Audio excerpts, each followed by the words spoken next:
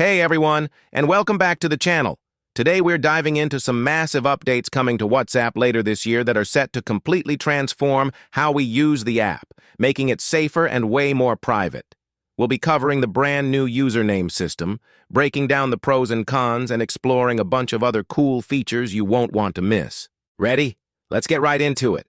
The absolute star of this update is the introduction of usernames. For years, we've had to share our personal phone numbers to connect with people, but those days are numbered. Soon, you'll be able to create a unique username, something like yourname123, to chat, join groups, or connect with businesses. This feature is currently in beta, which means it's being tested, and we expect a full rollout very soon. Say goodbye to awkwardly handing out your digits to people you barely know. To take security up another notch, WhatsApp is also introducing a 4-digit verification key.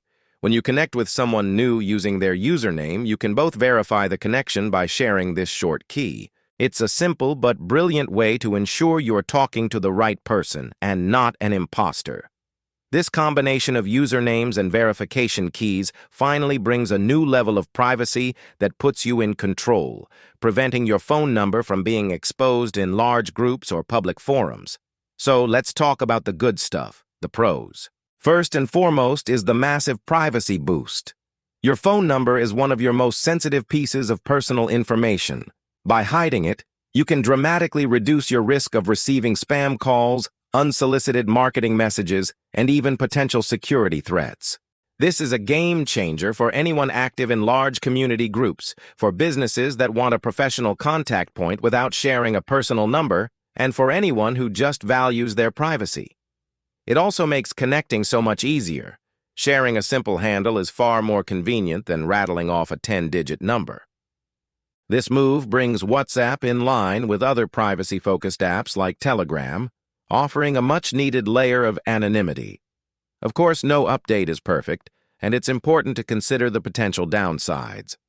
The biggest one is likely to be username squatting, where people rush to grab popular or desirable usernames to sell them later. So, my advice is to be ready to claim your preferred username as soon as the feature goes live.